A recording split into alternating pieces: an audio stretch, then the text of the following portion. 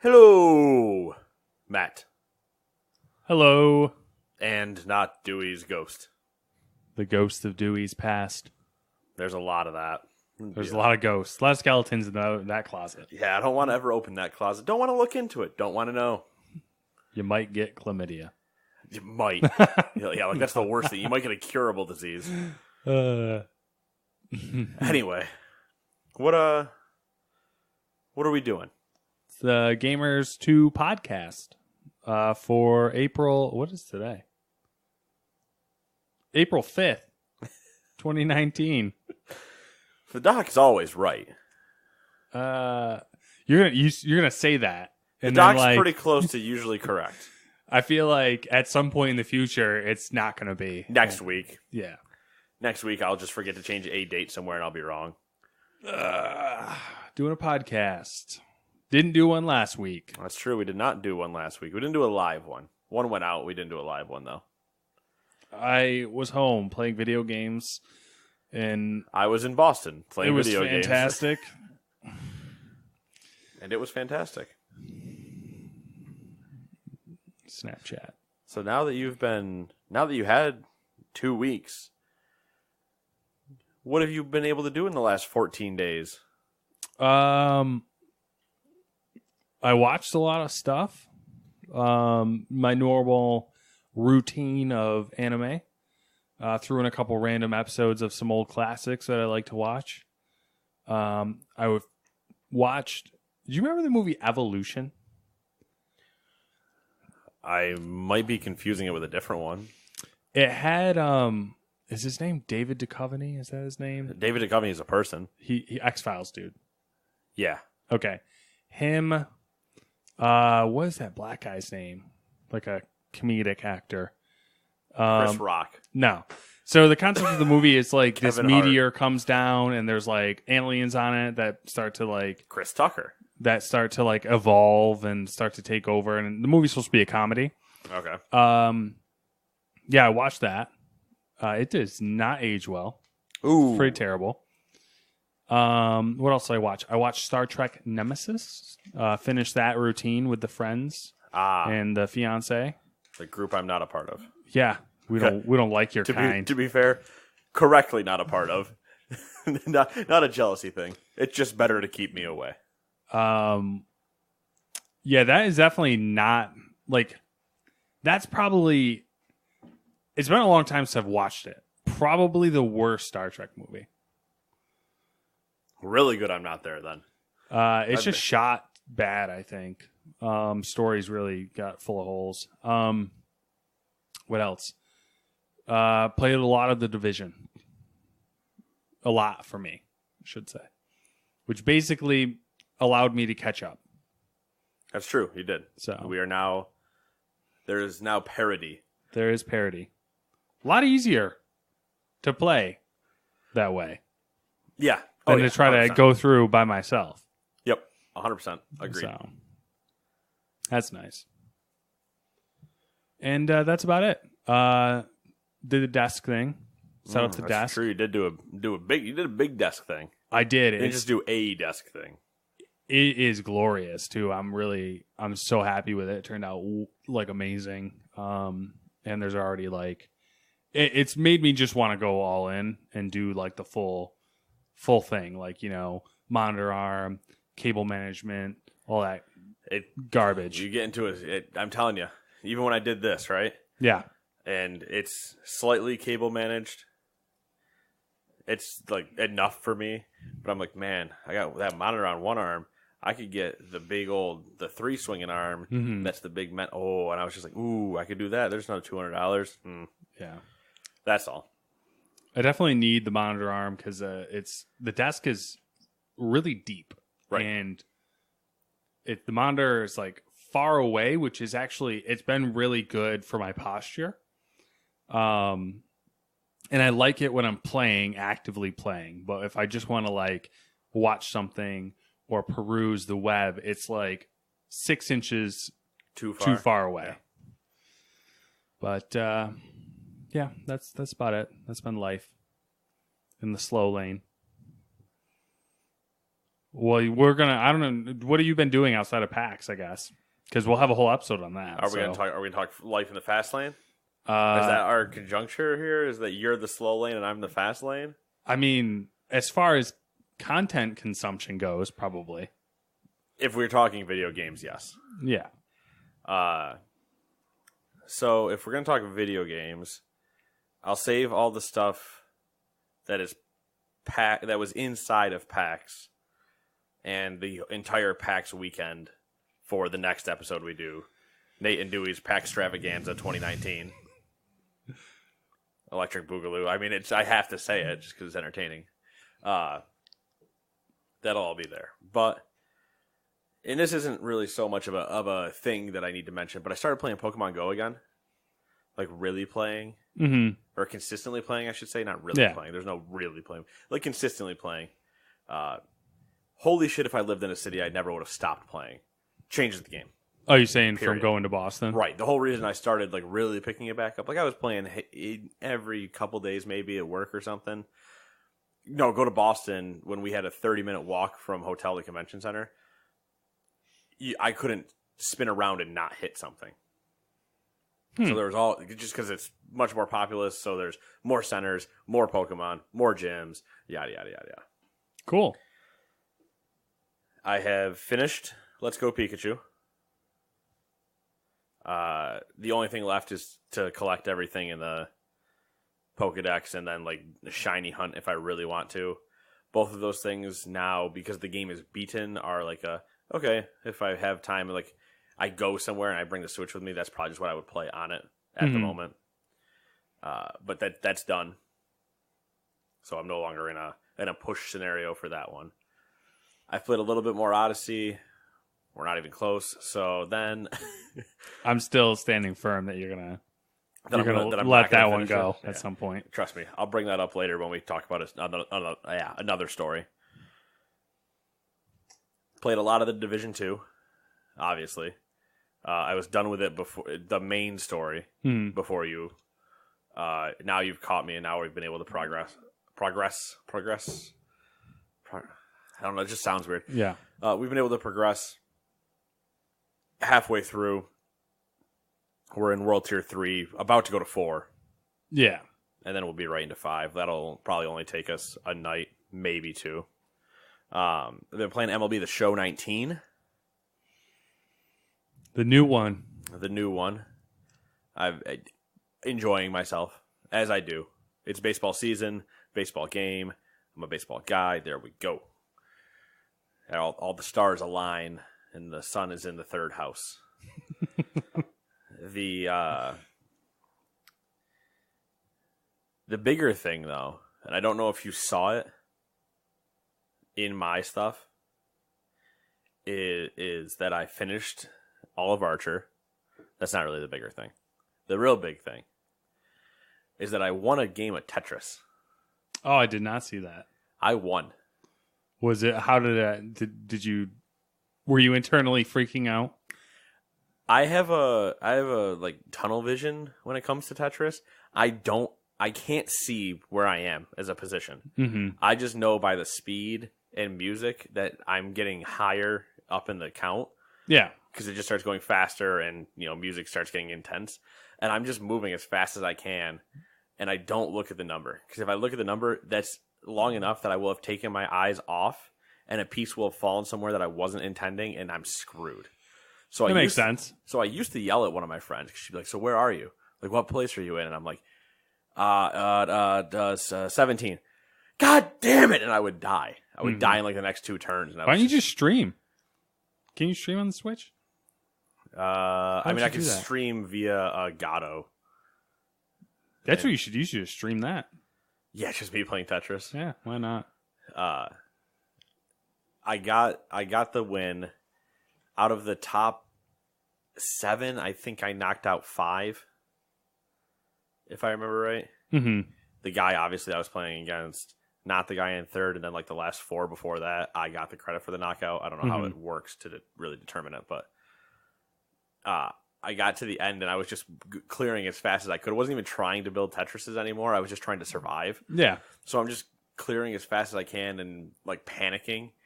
and then the game ends, and I'm just like, or the elimination screen comes up, and I didn't think I had won, but I also knew I hadn't gotten eliminated because I was still really low in my tower. Like didn't click. Yeah, like nothing happened, and then I look at the screen, I was like, please don't glitch, please don't glitch. Won, and I just stood up and did my equivalent of a Tiger Woods fist pump, which is always just yeah.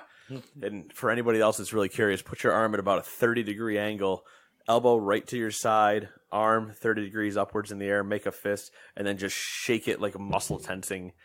Like you're about to arm wrestle someone. Yeah, and then just shake your arm with muscle tension and just, yes, that's, yeah. Do it all the time. I score a goal in FIFA against somebody, and it's just, yes, that's it. Yes. It's it's like this, or like, yes, but it's not. There's too much movement. It's just, because you can go right from the controller. That's fair. I don't have a designated victory move because I don't win that often, so... I didn't like create it. I just noticed myself doing it often, and I was like, that's just what I do now, apparently. That's my thing. Whenever I win, which is a lot. So that's why your right forearm's larger than the other one. No, that's not the reason. It's definitely the other reason. So one win on Tetris. Yeah, one win out of probably 100 games. Yeah, but I feel like once you get that first one, I haven't played since I got it. So are you just like I can't? No, I will play again, but at the same time, I haven't played since I got it. I got it the weekend before PAX. Like we finished our recording Saturday night. I got it, and then I was playing Division. Mm-hmm. Then the show came out, and then I left for PAX. Yeah, and even though I took my Switch, I was drinking and doing other things I didn't do anything on the Switch when I had it. So yeah. And that's really it. Still watching baseball. I finished Archer. I started watching Superstore. Superstore is too accurate. It's like exaggerated but accurately correct. And it scares me. I like the little bit that I watched just now in that one episode earlier, but it makes me feel uncomfortable. Right, it makes me feel uncomfortable too. So that's why I didn't watch it after the first episode I watched. I was like, I don't like this. Yeah, it definitely makes me feel uncomfortable, but I'm just watching it going like, I know this. I know too much of this. Maybe once I'm free of retail's clutches, I can enjoy the show and laugh. But now it's just like... It's pain. It's pain. Yeah. 100% pain. Pain. Sorry. Not saying 3 Days Grace. Yeah, so that's what I've been up to. You missed a good Formula One race the other day. I bet I did. Yeah, I mean, obviously you weren't in a position to watch it. That's true. But it would have been a really good one to watch and then to be able to like talk about. Of course. That's what's going to happen. I'm going to be able to catch part of the one that happens at 2 a.m., but I'm not going to be able to catch the one that happens at 11 a.m. Yeah, but I think this season is going to be interesting. So we might have to like if stars align, we might have to like watch one at some point. But. Yeah, stars align, and I also found a subreddit that I'm sure you're aware of, but it popped up and suggested earlier, and it was Formula Dank. I don't subscribe to it, but I've wandered over there once. Yeah, I didn't sub, but I made sure to dip my toes in the water and be like, I see what you guys are doing over here. I'm about this. So, yeah, there's good work being done. Yeah, and some of those Formula subreddits. In that one specifically, I'd like to see the quality come up a little bit because sometimes they're grabbing low hanging fruit. Come on, we gotta up your game. Memes aren't here to just be garbage. Yeah, they're here to be intelligent memes. Maybe we should make a high quality Formula Dank. Listen, even high quality GIFs is barely high quality GIFs anymore. Shots fired. You fucking heard it here first, man. And they're probably their own subreddit. But while I was gone, Matt, some games released. So let me tell you about that. The Walking Dead final season is now out. Where the Bees Make Honey came to PS4, Xbox, and PC. Windscape came to Xbox. DayZ, Xbox, don't ask. Gang Beasts to Xbox. The end is nigh to PS4, Bomber Crew to the PS4 and Switch, and Tropico 6 to the PC, where you can become a dictator and name your island Project Stadia. Oh. Get it? It's a callback joke.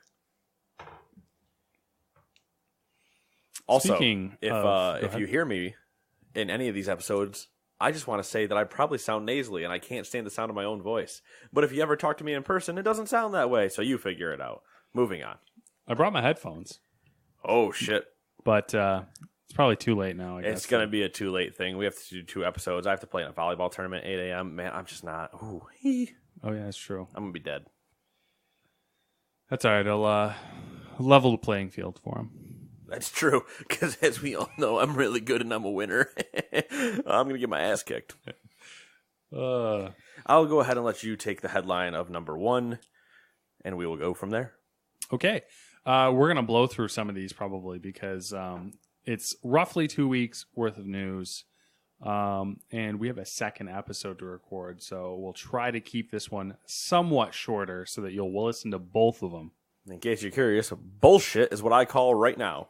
All right, number 1. A YouTuber going by the handle Joraptor believes the next Assassin's Creed game will be set in the time of Vikings. I like the idea real quick that we now have to name a source Joraptor. Joraptor. And you're like, hey, anybody know what Joraptor said?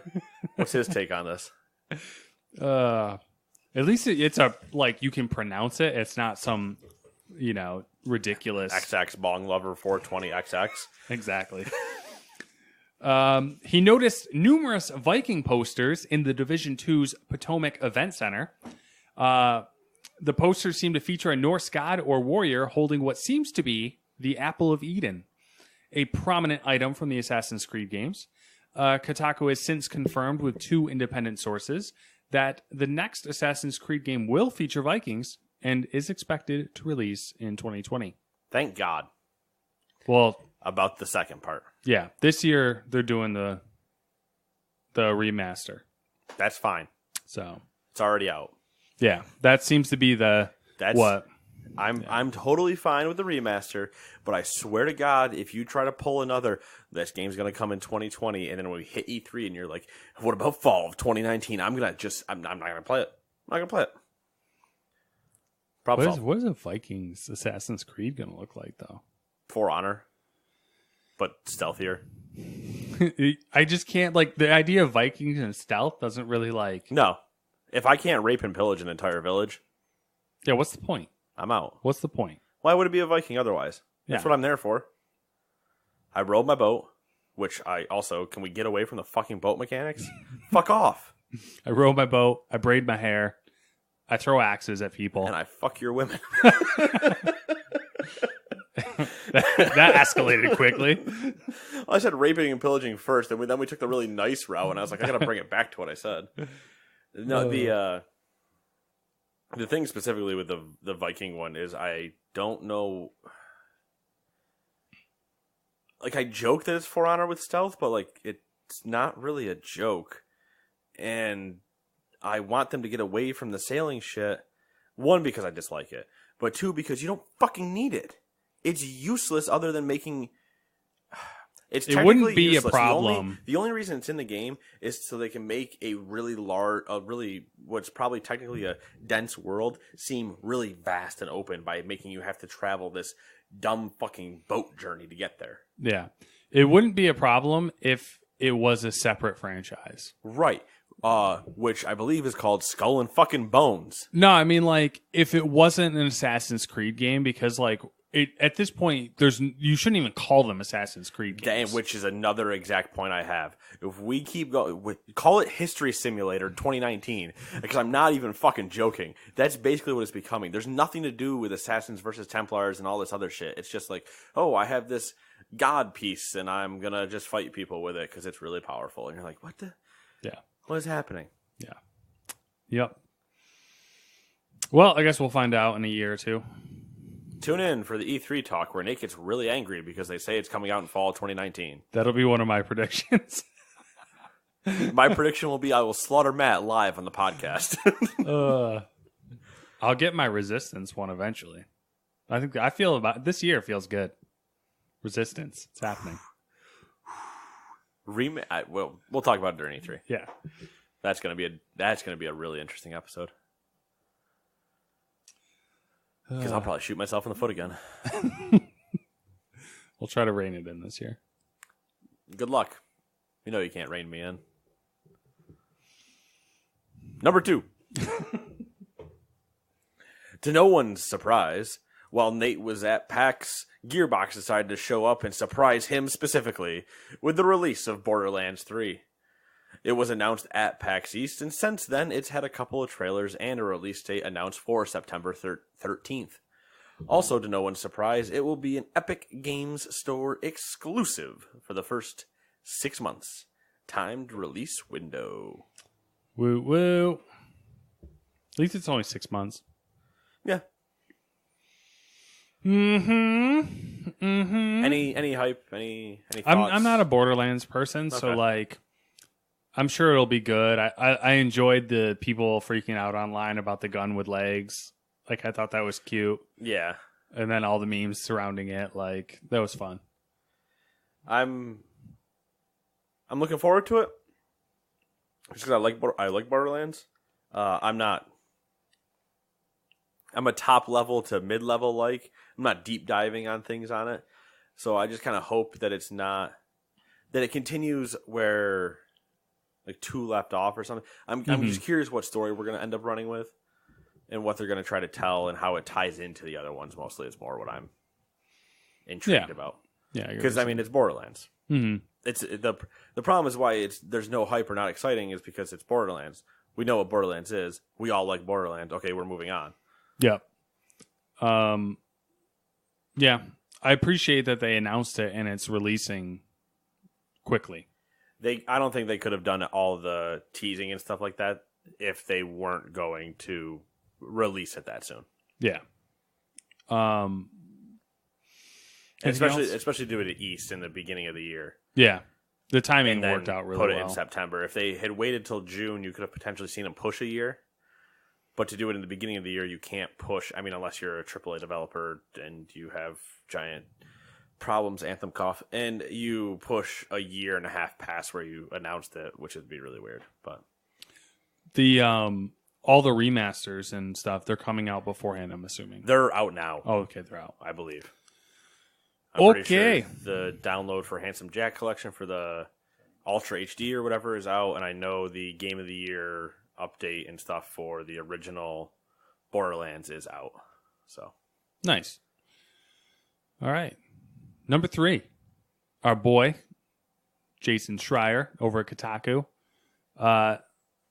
made me happy with doing another one of his crazy specials, this time on BioWare and their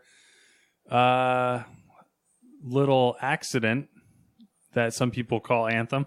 Yeah, I understand. It's not a Bob Ross accident. It's not a happy little accident. Yeah, no, it's a sad little like, accident. We can't just make it into a tree. Once again, it's a really lengthy piece. It's pretty interesting to read. You've heard us ramble about Anthem. Basically, everything we assumed is mostly true.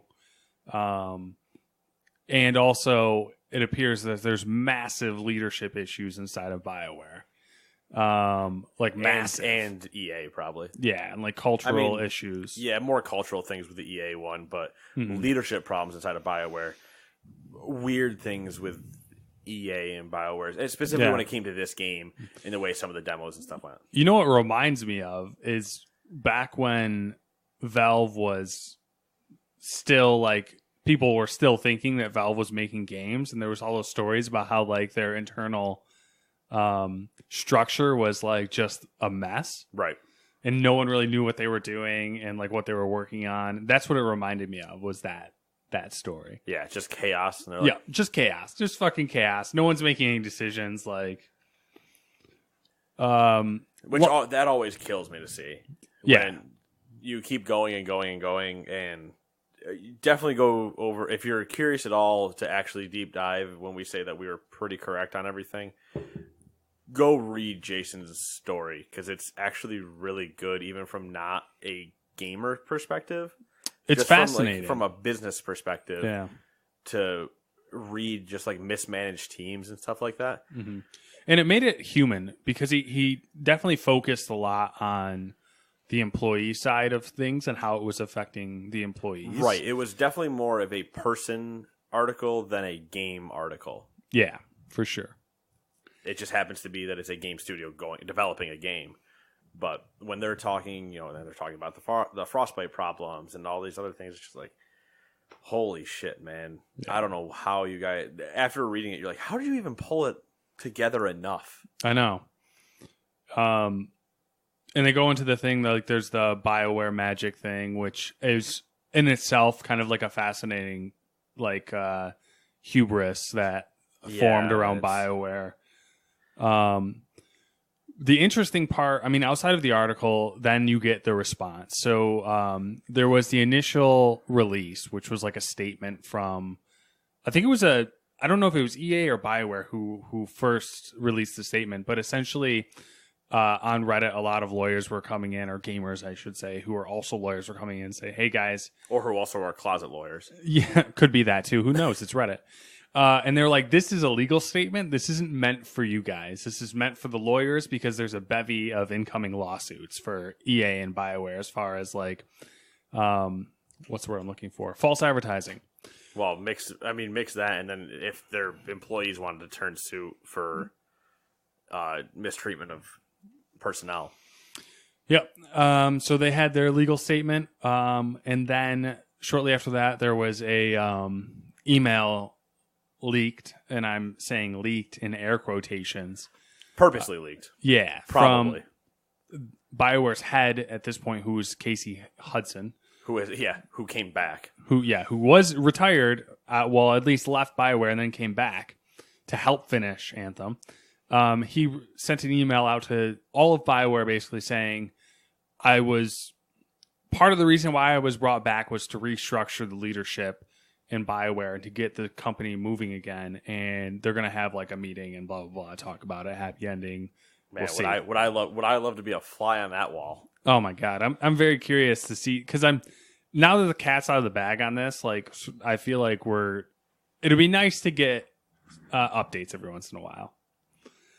But yeah, that's the BioWare story. That's what happened with Anthem. Go read the article, check it out. It's definitely entertaining. Good to know. So what do you think? You think they're going to pull the plug on Anthem? Or do you think they'll let it ride? Pull the plug on Anthem? Yeah, like, support it for a year and then kind of let it fester. Or do you think they're going to... Support it for a year and then we're moving on. Yeah. Unless they can recover in that year. It's probably you've got 1 year. Mm-hmm. Figure it out. Otherwise, we're not going to pay for you to keep doing it. So the interesting thing about the article was that at this point, all of the live services and the updates and stuff has shifted to BioWare Austin, who has the live service experience as far as the Old Republic. They had Star Wars. Yeah. So if it improves, I mean, that's its best chance for improving, I guess, is having them take it over. Yeah. But what's going to happen is they're going to take it over, start trying to fix everything and yada yada, and BioWare needs to go fix what just happened before they start work on Dragon Age 4.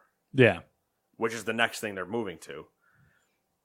They need to fix what just happened on their last 3 games prior to walking into 4, because if they try to pull that same shit again, you're gonna have people screaming from the rooftops louder than they already are. You'll have monks burning themselves in the middle of squares. But it comes messages in, like, to a certain extent, we're gonna spend way too much time on this, but to a certain extent, they kind of need to, like, not be stuck doing live service games, which is everything EA wants to do. Right. And not use the Frostbite engine. Right. It's a mix of two things where it could come down to the point of they have a conversation and say they have this big giant boardroom meeting, right? All right, so this is what we're going to do leadership wise going forward, yada yada yada, and somebody just stands up and goes, "We can't work with EA anymore." Like, does that stun the room, or do they try to make a position of where they're like, they want live services, and we just don't do that. Like, we're better single player experiences and yada yada. And if they want us to keep using Frostbite, we either have to get Frostbite engineers that and have them never work on Battlefield because we need them on any given second to answer questions, or we just don't do it and leave if they're going to not allow us to use a different engine. Yeah, which I mean, Apex doesn't run on Frostbite. Does it not? Nope. How the hell? Yep. How? It doesn't. How? I thought that was like a company mandated thing that they had to use the Frostbite engine. I'm like 98% positive it doesn't run on Frostbite. I mean, it doesn't look like the Frostbite engine. Yeah, I'm 98% positive it doesn't run on Frostbite. Well, that would kind of explain the... I'll tell you in a second real quick. Yeah, that would kind of explain the whole mentality that, like, they made it behind EA's back. Like, if they were just like, they made it and then showed it to EA, and EA's like, you're right, this is too good to pass up. Let's just launch it. But that would be... Because it said in the article that was like a mandated thing. Like, oh, yeah, that's right. It's the Source engine. What the fuck? Yep. So they're using Valve's engine. We should... They're using the Team Fortress 2 engine. Maybe I'll, not that I use Twitter too often, but should tweet Jason Schreier and be like, hey, do you know anything about this? Like, why did Apex use the Source engine, but Bioware has to use the Frostbite engine? Yep. Anyways, I guess we should move on. It's just funny. To bigger and better things.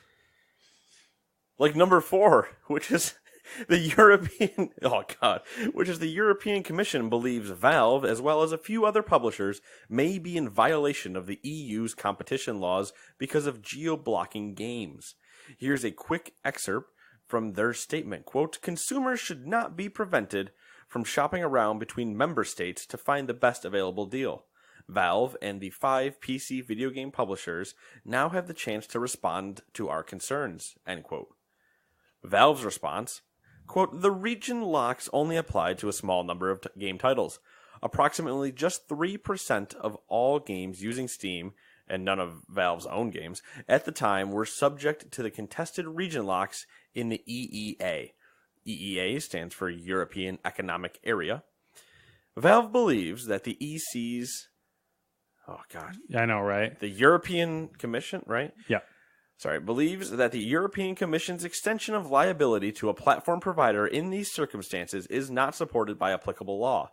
Nonetheless, because of the European Commission's concerns, Valve have actually turned off region locks within the EEA starting in 2015, unless those region locks were necessary for local legal requirements, such as the German content laws that say some stuff about, like, can't have Nazis, or geographic limits on where the Steam partner is licensed to distribute a game. The elimination of region locks will also mean that publishers will likely raise prices in less affluent regions to avoid price arbitrage. There are no costs involved in sending activation keys from one country to another, and the activation key is all a user needs to activate and play a PC game, end quote. I know it was kind of wordy, but the point there was Valve was like, you don't know what the fuck you're talking about. It basically sounded like the good old, what happens a lot, legal person in a government setting goes, they can't do that. And they're like, what the fuck are you talking about? We can do everything. Do you not understand what you're looking at? And there we are. It was just an interesting thing to keep a lookout for, I guess, to see results, because the fact that they're only going to call out 6, Valve and 5 others, they either have to be big or they have to be small, and that's why Valve is the only one named. Yeah, so that was the interesting part. Was I wouldn't say the other companies are small. It was like Capcom. Who the hell were the other ones? They weren't Valve size as far as publishing and distribution goes, but they were still sizable. Okay. But they did, like, the European Commission's whole statement was very directly pointed at Valve. And it was kind of strange. And Somebody just wants Half-Life 3 in the European Commission. Yeah, and Valve's response was like kind of like, STFU, like we're already complying with all of your laws, and what you're asking us to do is actually going to hurt your business. So I thought that was a cute little exchange of things. I mean, Article 13 got passed, so. Yeah, and I don't know. I almost put it in, but it's so stupid and childish that I ended up removing it. But Prince Harry wants Fortnite banned. He thinks it should be banned because he thinks that it's... Do they... Yeah, it's a whole thing we could get into, but like it's just... The European Union, or what is and is not a part of that anymore, I would fucking rage because it's common logical sense things. Logical common sense things. I'll switch that around. Where, all right, we need to have copyright under control. So if these companies don't comply, then yada yada yada. Okay, you want to know how I'm going to fix this? Fucking see you later. Not in your area anymore. Yeah. Do you not understand how absolutely, like at a top level, and I don't know how the article was written, but at a top level, how fucked that is? Come on. Do they not understand how many things are copywritten? 90% of what I say in this podcast is copywritten. It's bizarre to me because like the whole idea of the EU is great, but then they're like it's I don't know from an American's point of view, and from I just read the articles that I'm interested in. They seem like they're just constantly like trying to grab little bits of power and just kind of like put their fingers in everything to be like, this is how you need to live your life. This is how everything needs to be run. Like, we know how everything should be. So we're just going to make all the decisions for everyone. And I joke at work all the time that I'm a man that loves to make an example. I love to make a point. So when somebody makes something really simple... He's a man with a plan. Do I look like a guy with a plan? I'm like a dog chasing cars. There's our quota. Yep. And Joker quote done for this episode. It's when somebody makes like a very simple statement because they don't want to do something, and I go, cool. So let me expound on that, and I'll just start unplugging computers. I'm like, these don't agree with what you just said, so I'm just gonna fix this right now. And I just start forcibly doing things. They're like, whoa, wait. I was like, then don't say something so fucking stupid. And I won't have to make a giant point of it. Like, it's the same way I want YouTube to be a child. Like, it's me being a child, but at the same time, it's also understanding that they're idiots. Mm-hmm. So it's what I want YouTube to do to the EU. Them be childs and complain. Then YouTube look at them and go, okay, no YouTube in your country. Boop. See ya. Or, like, if Alphabet did it from a top level and just said, all right, Google's not available anymore. Talk to you guys later. We're out. Their internet wouldn't work anymore. And just turn everything off in the EU. And they're like, what are you guys doing? Like, you said nothing copyright, like all of our stuff's copywritten, and you guys keep just pulling it and doing weird things with it. So the only way we can apply to your law is to not exist. So we'll see you later. And then just pull everything out of the EU and watch VPN prices skyrocket. Yeah. Until they try to outlaw those. I think they probably outlawed some. Yeah, there's some weird things with VPNs and the whole Article 13 thing. I don't know. Yeah. Man.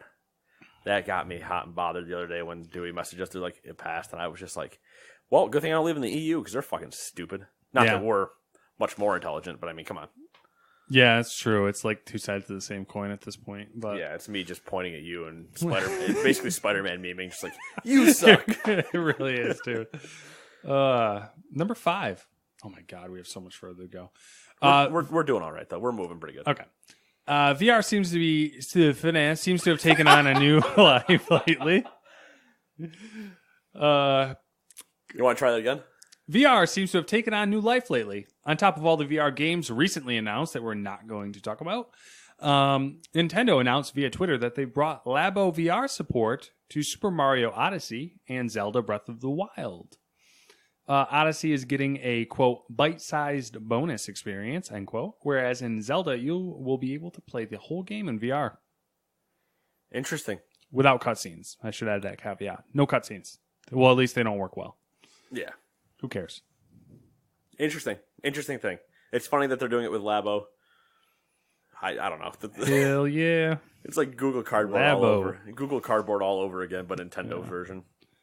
There's a metric dick ton of VR news the past 2 weeks. Oh, yeah. It's because Sony did their VR, basically their VR presser right before PAX. Yep. And then everything else has just been... Yeah, we last time we had one, it was the Oculus. And I have Oculus stuff, or I have a comment about Oculus when we do the PAX episode. Yeah. So, like...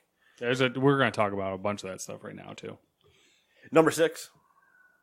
God of War is still winning awards. They took 5 BAFTA awards, including Best Music, Best Narrative, Audio Achievement, Best Performer, and Best Game. Probably Best Performer for his award-winning line, "Boy."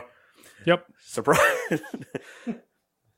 I always loved that you also never knew who that was. I did never realized it. And surprisingly, Red Dead Redemption 2 didn't win a single BAFTA award. Not horribly surprising, seeing how God of War probably took all of them it was nominated for.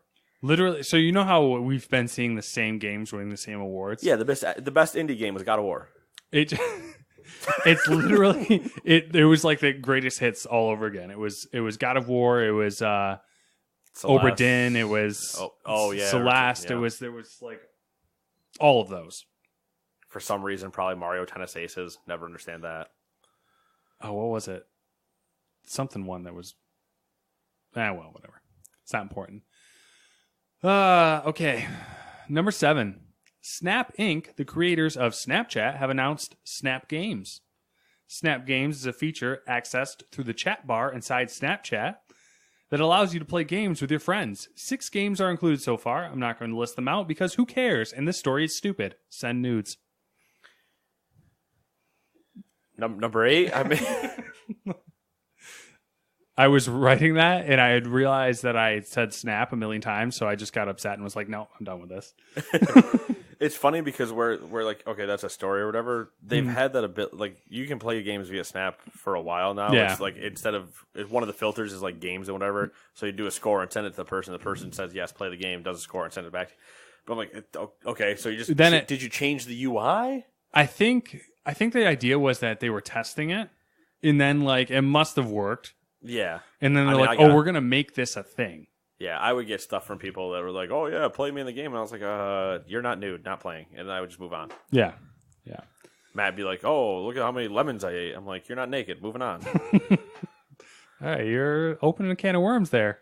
I'm just going to start sending you pictures, and I'll just be naked, like, in the background or something. I don't believe that for a second that you send me you nude. Ooh, boy. Because you don't think how fast I can save that? Oh, I don't care. And where that'll just end up? It's going to be like I don't know if you don't watch a lot of anime, but the anime nudes where like the person's obviously naked, but then they have like a random object that's like in the foreground that's covering their or it's just junk. not your body. Oh, that would work too. I mean, you just put your head on top of somebody completely else and you're like, yeah, what's up? Because, I mean, it's almost like you haven't printed out a picture of me and tried to make me a Verizon rep. That one looked really good. Everyone liked that. So, what would be the worst case scenario that, say, I had a nude Verizon rep for somebody? It would look fantastic. Sell a lot of cell phones. Look at the angle of the dangle in that one. That camera's got to be great. Great camera.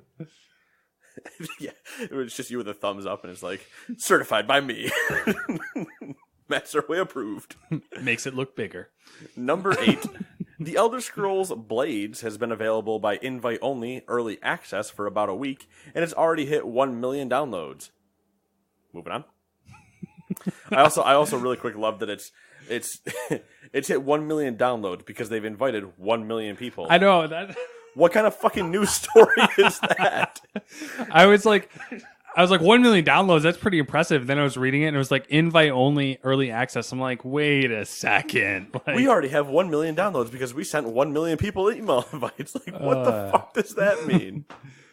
I'm curious. I have 18 followers on Twitter. They're all friends I know. That's not the same thing. I'm curious how that game is. Like, I don't know. I guess we'll find out when it's not invite-only early access. Hate to tell you, but good news, I don't give a shit.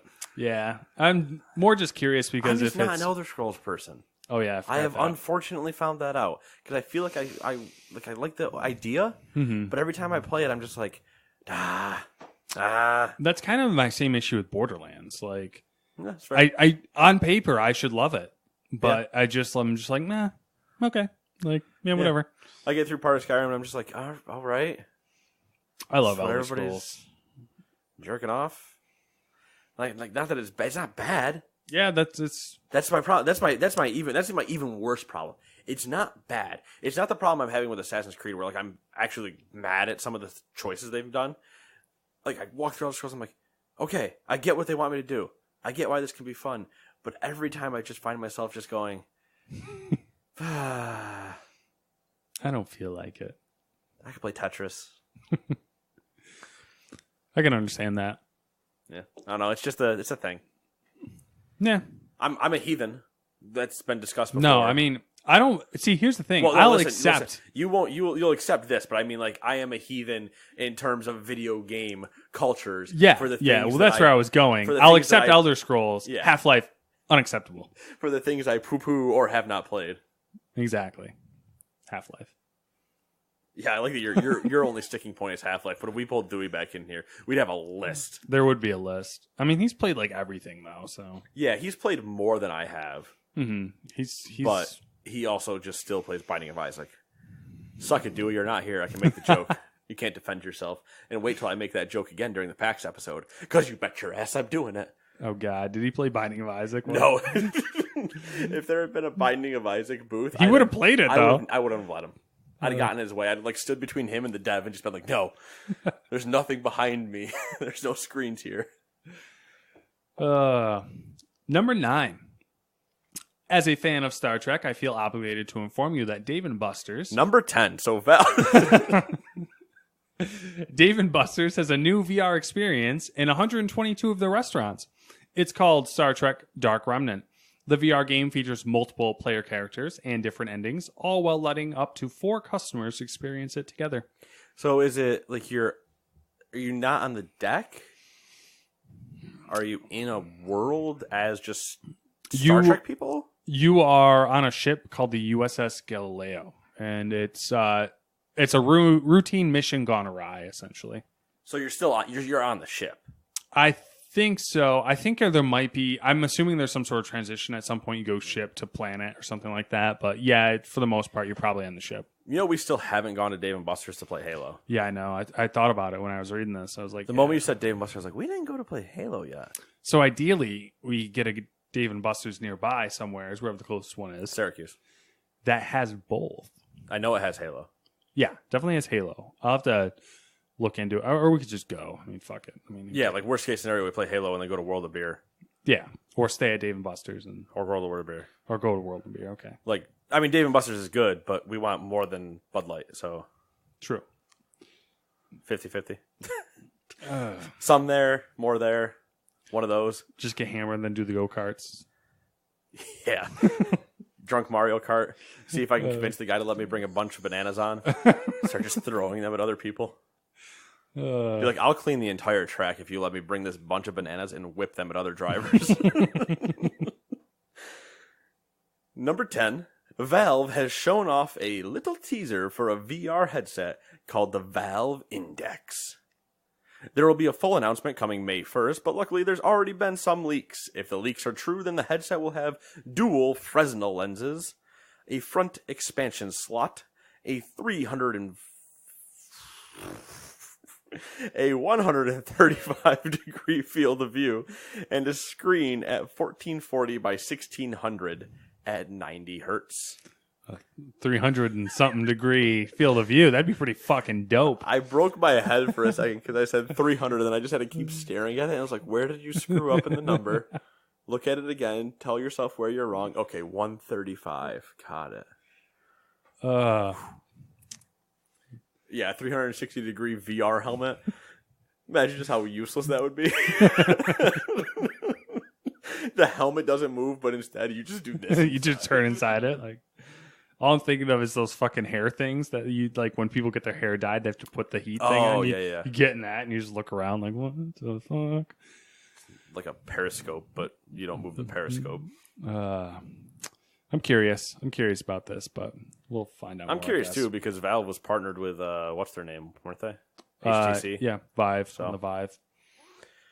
Interesting if they're going to also step in. Like we're now reaching the point where like we're almost getting to the too many VR headset thing. Like, can people start just developing for it already? In terms of games, I know I am well versed in non-gaming VR situations, but oh yeah, yep, sicko. Mode. The what was I going to say now? Shit. The good thing about it though is they mostly all are like support the same stuff. So. Right? Yeah. It can if it came down to a comfort factor, we'd have a different discussion. But. Yeah, true. All right. Number 11. Sony has brought some updates to the PlayStation Network refund policy, but unfortunately, there's still nothing groundbreaking. Basically, Sony has made it slightly easier to ask for a refund by letting customers request refunds in the chat option on the PlayStation support website. The kicker is that refunds only apply to purchases made but not yet downloaded. Got him. Yeah, legit. Got him, I feel like. Pulled a sneaky on you. Bob Ross reference. Oh. It's when it wasn't Bob Ross. Oh. Somebody else, and he's like, huh? Pulled the sneaky on you. Number 12. According to an email obtained by none other than Kotaku, EA is laying off 350 employees, mainly from their marketing and publishing departments. Apparently, they will be ramping down their presence in Japan and Russia, with a Japanese website reporting that EA closed their Japanese office entirely. Sucks when Anthem doesn't perform, doesn't it? I don't think that's actually the cause of it, but it's just funny. It's one of those like not perfect storm situations, but everything is just kind of going wrong, and the only thing that's a lifeline they can hold on to is Apex. Yeah, and Battlefield, FIFA, and well, yeah, I mean they're cash cows of FIFA, Madden, NHL, NBA is not really a cash cow because 2K is still better, but. I say everything's going wrong when technically, if you look at it, nothing's really going wrong. It's just Anthem's critically failing, and yeah, they just didn't hit that number that they said that they would hit. Basically, yeah, they're down on their big franchises. Mm-hmm. Well, the weird thing is Anthem sold well, which is counterintuitive to their performance in general. But then that was also the question of how many was it downloads or was it actually physical sales? Was it Origin Access situations like I was that I was only in for a month, paid $15 and called it a day? I don't know. Yep. We will find out more, I'm sure, at some point. Tune in next week. For us to not talk about it. 13. Lucky number. Apple is launching a game subscription service called Apple Arcade. Shocker. The idea is that you pay a monthly fee and gain access to a curated library of games. So similar to Xbox Game Pass. So it's not streaming. That's good. Yep. Apple has several development partners already, including there we go, Sega, Konami, Disney, and Cartoon Network. We'll see where this one goes. Well, read that list to yourself again. Yeah, you heard it right, dude. Sega, Konami, yep. Disney, and Cartoon Network. Yes. Okay. Yes. It's all mobile games, obviously. Dude, I used to jam to some Cartoon Network web games. I think it was CartoonNetwork.com had just a game section that were their shows that had little HTML games or whatever. I would jam to those. But it's also the same thing where I was gotta go to coolmath.com and play Lemonade Stand. So, I mean, 50-50. Kit and Cannon. Tanks. Yes. Offline Internet or whatever that one was. The T-Rex. Number 14. To bring balance to the world, Thanos snapped his fingers. No, sorry. Number 14. To bring balance to the retro game world, it is only right that there be a Sega Genesis retro console. Which there already is. Why is this a story? The genuine one. Oh, sorry. Not the knockoff one that Yes. we've sold at Target along with Ataris for years. Yes. Okay, cool. So the Sega Genesis Mini will release on September 19th for $80 and include 40 games. 10 have been announced so far, including Echo the Dolphin, Castlevania Bloodlines. What?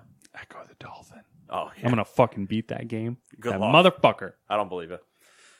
Echo the Dolphin, Castlevania Bloodlines, Space Harrier 2, Shining Force, Dr. Robotnik's Mean Bean Machine, Toe Jam and Earl, Comics Zone, Sonic the Hedgehog, Altered Beast, and Gunstar Heroes. The console will also come with 2 controllers, an HDMI cable that's hopefully longer than 3 feet, a power cable, and adapter, and they ain't skimping like that, and they're Sony's. I don't know why you wrote the last one like an Old West prospector, but... Listen, it's got to happen. Old West prospectors haven't got enough, airtime recently. Listen, man, Todd Howard's still out there. He is still out there. Hoo-wee! They rolled out A giant patch. they did, but it brought like pay to win shit in. Oh, of course. Did you also see that they met Shirley Curry? No. You know who Shirley Curry is? Is that the old lady? She's the gaming grandmother or whatever Yeah. her name is. Mhm. That just loves playing like Skyrim and stuff. Yeah. They brought her to Bethesda And to meet the team, and she met Todd Howard and stuff. Yeah, they're putting her in Elder Scrolls. Yep. As an NPC. It's just one of those like, yeah, I respect that. Yeah, that's cool. I'm not playing 76, but I respect that. They got to get that good PR. Yeah, well, I mean, any PR is good PR. All right, 15. Sony announced that they've sold 4.2 million PlayStation VRs. That's probably a good number for a VR headset, but not so good when compared to the number of PS4s sold. 4.4% of PS4 owners have a PSVR. Well, good news. We're not targets. So we don't care about attach rates. Number 16. Speaking of Sony, soon you'll no longer be able to buy digital PlayStation game codes at retail stores. RIP. I kind of wish that was actually going the other way. Sony has decided to only sell add-on content, season passes, and virtual currency through digital codes. Yeah, So the VR thing, that's actually still a high number to me. I think so, yeah. Obviously, we know what the attach rate is because we also know how ridiculous PS4 was selling. Attach rates are usually good things and can be used to both really be impressive and also really hurt you. Like the Nintendo Switch attach rate is insane. It just in terms of like games to console, it's ridiculous. Like I think Zelda was a 1-to-1 basically, or really close, like a 0.9. It was really close to being 1-to-1.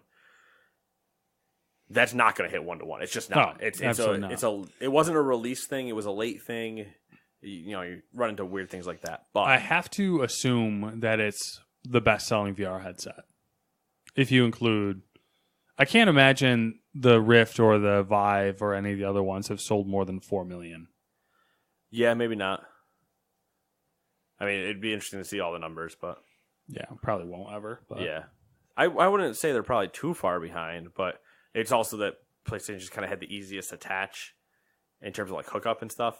Yeah, and price. Right. The other part, though, where I said things about not being able to buy the codes, I mentioned to you when I was in Target the other day, specifically at this point, like over a month ago, but when I saw Nintendo's aisle and they had their games, and then across, I think, all 16 feet at the top were, I believe, 2 rows of game cards that were just the digital code for the game. Yeah, it's like 3... I think it's 3 rows. And there's like 7 or 8 cards per section. So and a lot of them were indie titles. Mm-hmm. And there's more. Just because I know, because obviously, but every single one of those is a different game too. Right? Yeah. Some of them are actually doubled up because we don't. There's just not enough room. Right, and there's 2 reasons that's awesome. One, because a lot of indie games won't get box art. Like, they won't get boxes. That's why companies like limited something exist.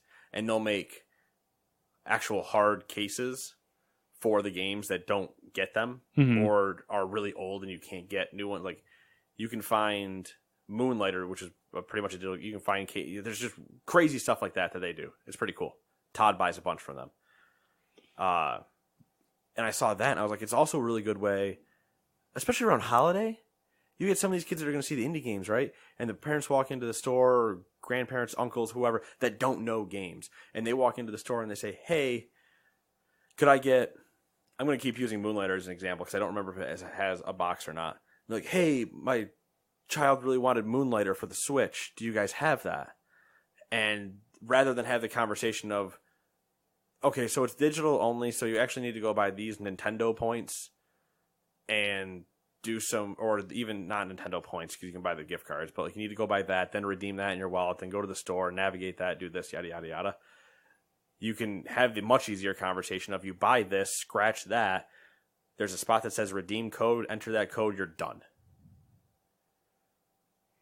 It's a convenient shopping thing. Not that necessarily it works for me because I obviously can just navigate a storefront.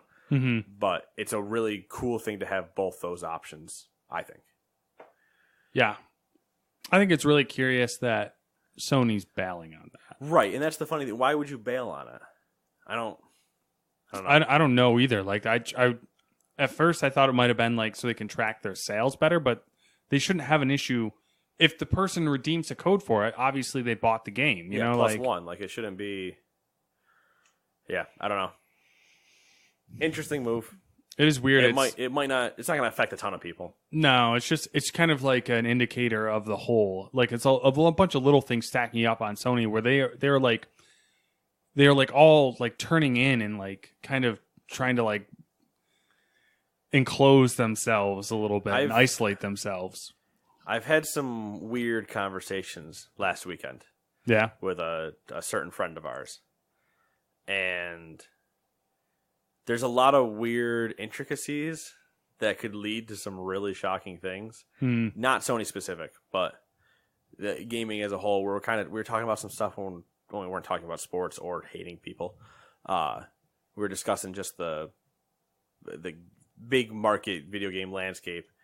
Like there are some moves that you could see, like weird Mexican standoffs about to start, and it not end well for certain people. But that's really all super vague and doesn't actually deal with what I'm talking about. So, oh, I'm sure we'll talk about it at some point. Oh, I'm sure we will it'll too. Become a thing. Deals to highlight: the new Humble Bundle for the month is out. So if you subscribe to the Humble Bundle monthly right now, you will get Assassin's Creed Origins. And then more when the bundle officially releases on May 3rd. Nice. It's a pretty good game. For $12? Oh yeah, hell yeah. It's a lot of content. For $12, that's too much content. It is too much content. I dare say it might be too much content for $60. As a famer young man, young boy once said, $1 1 hour. And if you know who that boy is, you let him know in Seattle that I said hi. That being said, he said $1 1 hour. We all know that premise is a joke. And if that was true, Origins would cost probably $100. If you're lucky. If you're Matt. Or maybe Nate. Matt probably put more in. I think I'm at like 100 hours. I was probably at 70 then. Or 70 and change. High 80s maybe. Somewhere around there. Because I just always end up finishing stuff usually shorter than you do. PlayStation Plus games for April that are now available. For the PS4, you get Conan Exiles and The Surge. Xbox games with gold for April, and this nightmare that is, you get The Technomancer, available from April 1st to April 30th on Xbox One. You get Outcast Second Contact, available from April 16th to May 15th on Xbox One. Star Wars Battlefront 2, available April 1st to April... Fuck, oh, god damn, I'm losing it now. Star Wars Battlefront 2, available April 1st to the 15th on Xbox One and 360. And Tom Clancy's Ghost Recon Advanced Warfighter 2, or other known as Tom Clancy's GRAW, available... What? You never heard of it referred to as GRAW? And No. nobody ever types out Ghost Recon Advanced Warfighter. It's just Graw. I just don't go looking for people who would need to talk about Ghost Recon Advanced Warfighter. Wow. You hater. I also barely made it through like the first 2 hours of that game. That will be available April 16th to the 31st on Xbox One and Xbox 360. And guess what? Twitch Prime deals are out now. If you have Amazon Prime, you have Twitch Prime, which means you can get 3 months of Nintendo Online for free. That comes roughly at a $8 value. If I do my math correctly in my head. You also get the game Her Story, the game Inner Space, the game Joggernauts, and the game Keep in Mind Remastered. Now, we're going to waste about 30 seconds while I pull up my phone to make sure we don't have something else to talk about. 30 seconds. Count it down. 1. That's up. I said down. Speaking of up and down, up, down, down, Xavier Woods, the PhD man himself, the WWE superstar, 1/3 of the New Day, was at PAX East. Cool. Really weird interaction. I'll talk about it during the PAX episode. But he did play on the D&D panel, and that was really cool. Oh, cool. Just a lot of fun moments with, oh my god, no, they updated Drive. How does this work now? Oh, Got him. Oh, wait, fold it? Okay. Who updates Google Drive and doesn't tell me? My God. Oh, that's right, my phone. Apps, You all right, man? Yeah. Did you get a new phone? No. I'm cracked at the top, though. Wait, did you get a new phone a while ago? No, I never. You never ended up doing it? I never ended up doing it. Okay. I had talked about it and thought about it, but I never did it. Nah, you might as well wait again for the next cycle. Switch to an iPhone. Do it, you won't. Dude, I have a question for you. Oh, God. And the problem is this is a week old. This was asked back on the 28th. So we were in Boston. Sorry we didn't answer your question. The episode wasn't real. This comes from Andy Rubin. And he asks, what are your 5 top... I'm going to reword your question, Andy, just a little bit. We're just going to switch some words around. What are your top 5 games to play on Android? Now, Matt's probably going to say none because he has iOS and he's going to be a dick like that. No, I have a Pixel. I don't play games on my phone, though. I mean, if you don't have answers, I can make answers real I could quick. give you my top 5 apps. Yeah, go for your top 5 apps. That'll be informative. I'll do games. I got games. I got games for days. Okay. I say for the days. app I use the most by far is probably Reddit. Well, I mean, yeah, okay, Reddit. Well, this is my top 5, man. That's just how this works. All right. YouTube, obviously. Oh my god, if you do not get off of like fucking pre-installed apps, I'm going to kick you. They're not pre-installed. YouTube apps. is pre-installed. Reddit's not. Okay, fine. Sorry, if you don't get out of the top 5 most downloaded on the Play Store. I probably won't, to be honest with you. You can give me 2 more, but I want your 5th one to be something slightly abstract. Slightly abstract. Well, that's the problem with my phone usage is I'm a boring phone user. Like, it's very much just like I use it for basic tasks and like looking shit up. Right. Like reading. You almost like weirdly get to the point you're like, well, I don't know why I have a smartphone. Yes, Yeah. constantly. I'm like, I could do away with this. Like, I have that thought every now and then. Come on, 2, we got 3 more to go. Well, I don't know. I mean, everything else is just boring. Email, stock tips, No. text messages. What else do I use a lot of? I will Nothing say really. that if you don't have a Pixel, for some reason the Google messaging app, Messages, is way better than the Samsung one just because I can gift search. Mm-hmm. The gift searching thing changed texting because now I just drop gifts constantly on people. It's fantastic. It's really satisfying. It's so good. I think you and I communicated the other day about 10 messages each. Yep. And just gifts. straight back and forth gifts. And we had a whole conversation. And we all knew exactly what the other person meant. I do find myself using the Google News panel a lot. Although not Flipboard, right? I don't know what it is. It's whatever the thing is over here that you. Oh, and okay. It gives you news. I think that's a. I don't know if it's necessarily a pixel specific thing, but it might be. Yeah, it's like I think it's like a bare Android thing, but Yeah. I did break it though because like I had to. You started looking at some stuff, and now it won't give you news that makes sense at all.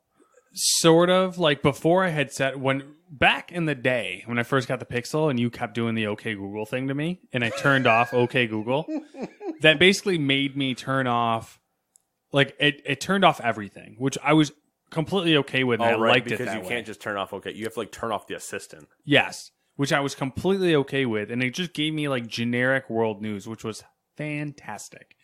I had to turn it back on to a certain degree because my weather widget wouldn't work. And now it's the OK Google thing doesn't work still, but like I have it set up in such a way, which I don't even know how, to where it's personalizing everything now. So like it literally just because I'm on Reddit so much, it just gives me Reddit threads. Well, are you signed in to Reddit on your computer on Chrome or something? Probably, yeah. There it is. Your Google account goes everywhere. Yeah. I sign into my Gmail and I don't have YouTube open. Mm-hmm. I open up YouTube, I'm signed in. Well, that's the problem is that now that it's personalized, like I just see like the same. It's showing me the same shit I'm already seeing other places. Exactly. Yeah, that's the problem with personalization. Well, personalize it to you. I'm like, I don't want you to. I want to be able to see things that I'm not going to see other places. Yeah, I have places I go for specific things. Exactly. But yeah. Yeah, I don't really have. I don't have a good answer. I mean, I have top 5 apps, but it's all pre-installed stuff or like generic stuff. I mean, like I have a Craigslist app that I peruse through, Slick Deals. I don't really do games. To be fair, Slick Deals is probably a solid shout out. Yeah, because I feel like there's a lot of people that don't know about Slick Deals that should. So yeah, that's a good one. Yeah, that's about it. I don't really play games on my phone, unfortunately. Maybe someday. I doubt it. The one day we went to play games on your phone, you almost had your phone die. So, oh, that was my iPhone, right? Yeah, it was Pokemon Go the first night. Yeah, that was a weird situation. It was just funny. Yeah. So tell me about yours. All right, top 5. Pokemon Go. Because as of now that they've currently iterated on it enough and added a bunch more, I'm really enjoying it. It's no longer I'm down to roughly only seeing like 20 Pokemon and maybe seeing a different one every now and then. Now I'm usually seeing constantly a variety. It's better if you're in a city. Straight up. It's not even a lie there. 2, a game called Mini Metro, in which you are managing, you're like creating and having to organize the subway system that's constantly happening. And it's just by drawing lines. So you just see a triangle appear on somewhere, and you just have to make sure that that triangle, via the routes you've already created, can get to the actual triangle station. It reminds me of that. Do you remember that game that when it was really popular for a little bit? It was like landing planes. Yes, it's similar to that kind of. There is I'm also playing WWE Champions right now. It's just a match 3. Mm-hmm. But I have after Dewey was over and we were watching the WWE stuff, and then Kenny and I were doing WWE stuff. Yeah, and then you ran into. It's just, do you guys talk about wrestling at PAX too? Yeah, we did a little bit. But it's meme fun quality, because I actually, the match 3 that I used to play of the Marvel one, Puzzle Quest, is good, but I like that when I'm doing the match 3 in this one, there's actually a 3D animation happening of the fight above it. So it like actually kind of looks like something's happening, and it's not just these still 2D images with lightning effects. It's just like a unique thing. That's if you're just looking for a really boring match 3. Like, I find it strange that you like wrestling.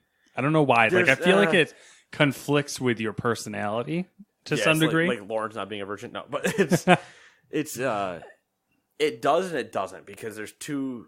I like kind of the older wrestling, and only from a very outsider's perspective. Even though you heard me talk about it, I'm like, ha, yeah, this person, or like knowing really certain like small things, like, you know, good old Hurricane, stand back, you know, whole thing there. But yeah, I don't get I wouldn't go to a show. I wouldn't go see it live. Like that to me, I'm just like, no, I don't want to be there. I love the jokes and like the moments out of it, or just the glorious meme that is John Cena. Like I love all of that because a lot of it is just internet funniness, even though it's a real thing. A lot of it just became real memey. Mm-hmm. That's meme with a dash Y, people. I didn't say me. Those people should just be put to pasture. Yeah. So there's that. I'll shout out a weird one. It's an app called Cat Lady. It is a card game that exists. You can buy the card game Cat Lady, or you can just get it on your phone. The one problem I have is you can't purposely play against somebody else unless they've updated it. You can't, like, if you downloaded it, there's no way for me to play specifically you. I can play against the AI, or I can play online against people, but I can't specifically play you. We'd have to just be guessing and hoping we got into a game at the same time. Yeah. So that's kind of a bummer. And then my big key one is MLB At Bat. At Bat is the big app that MLB themselves made, and if you are a baseball person, it is every single news thing you would ever need when it comes to the MLB. Like I had an update during the podcast that Jorge Polanco hit for the cycle. He's the Twins shortstop. I was like, okay, that's pretty cool. It's just fun because I want to keep up in that world. I want to keep up with that, those news things. And where it's like, okay, the F1 stuff, I don't need to keep up with it except for like on the weekend, like on a race weekend. Other times it's just going to be solid, like unless it's something big, like somebody got suspended for some dumb shit in the middle of the week. But MLB is happening every single day. So it's nice to constantly be getting updates or whatever. I have it tuned a little bit so I'm not getting spammed completely with updates, but I'm a baseball guy and that's the best baseball app there is. So I think that's 5. Very exciting. Much excite. Much Doge. Can't handle. Hacking good boy. All right, we got another episode. It's going to be Nate and Dewey's PAX Extravaganza 2019, the year of VR. Oh, bold claim. I mean, if you saw up at the PAX floor, you'd know what I mean. Anyway, we'll see you guys in that episode. Bye-bye.